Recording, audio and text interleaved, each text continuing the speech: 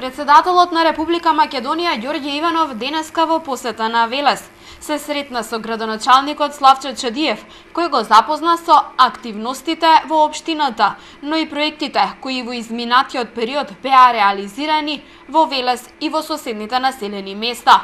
Председателот Иванов ја посети индустриската зона Караслари. Во компанијата Маркарт, генералниот менаџер на фабриката го запозна со начинот на работа и идните планови на германскиот инвеститор.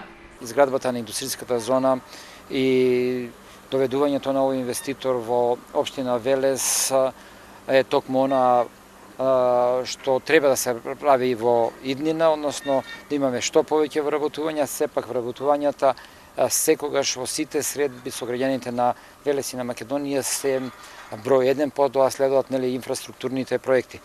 Председателот Иванов своето доаѓање во Велес не го коментираше јавно.